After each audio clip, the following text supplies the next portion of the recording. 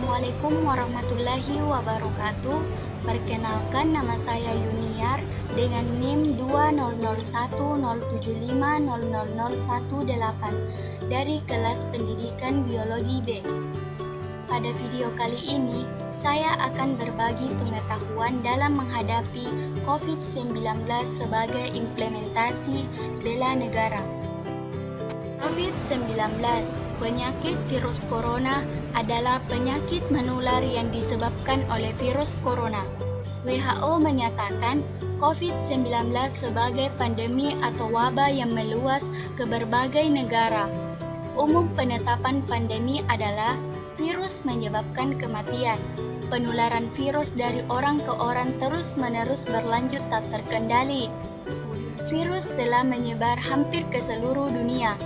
Dalam menetapkan status pandemi, WHO meminta untuk pemerintah seluruh negara meningkatkan usaha dalam mendeteksi, melacak, mengatasi, dan mengisolasi kasus-kasus terkait corona. Apa gejala terkena COVID-19? Di antaranya itu demam, batuk, sesak nafas, dan sakit kepala. Siapa yang paling beresiko terkena COVID-19?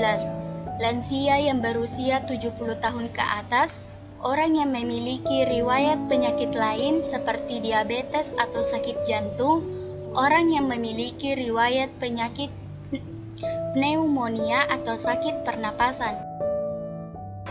Apa yang harus dilakukan jika memiliki gejala COVID-19? Yang pertama, tetap di rumah jika kondisi badan tidak fit agar tidak menulari orang lain. Yang kedua, gunakan masker dan jaga etika bersin atau batuk.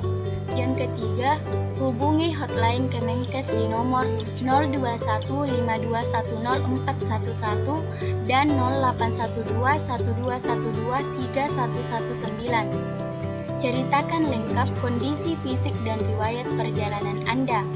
Kemudian, pihak berwenang akan mengarahkan Anda pada rumah sakit dan tindakan yang tepat. Apa sudah ada yang sembuh dari COVID-19? Dikutip dari media informasi bisnis.com pada tanggal 18 Januari 2021, secara rasional, total kumulatif jumlah kasus konfirmasi positif COVID-19 sampai dengan hari ini mencapai 917.015 orang dari 745.935 orang yang sembuh atau sekitar 81%. Jumlah pasien sembuh bertambah setiap harinya. Bagaimana cara mencegah penularan COVID-19? Yang pertama, rutin cuci tangan dengan sabun antiseptik. Yang kedua, jika tidak memungkinkan cuci tangan, gunakan hand sanitizer dengan kadar alkohol minimal 60%. Yang ketiga, pertahankan jarak minimal 1 meter dari orang yang batuk-batuk atau bersin. Dan yang keempat, hindari menyentuh tangan, hidung, dan mata. Perlukah memakai masker? Upaya penanggulangan sudah dilakukan oleh pemerintah seperti penyediaan vaksin. Pencegahan dapat dilakukan dengan selalu menggunakan masker ketika bepergian. Namun, penggunaan masker juga harus dilakukan ketika berada di dalam ruangan, apabila ruangan tidak memiliki ventilasi yang memadai dan ada sejumlah besar orang di dalamnya.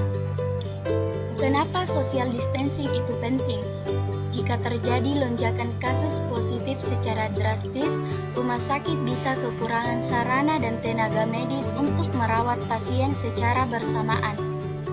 Pasien yang tidak terkait wabah corona pun bisa terpengaruh. Anda yang sehat dan berusia muda bisa menyelamatkan nyawa seseorang dengan social distancing untuk mengurangi resiko tertular atau menulari orang lain. Tanpa intervensi kebijakan seperti social distancing, terjadi periode saat pasien baik kasus COVID-19 atau penyakit lain tidak tertangani tenaga medis.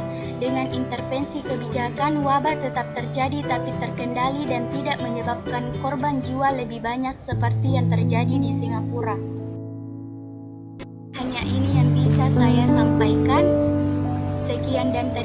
kasih. Wassalamualaikum warahmatullahi wabarakatuh.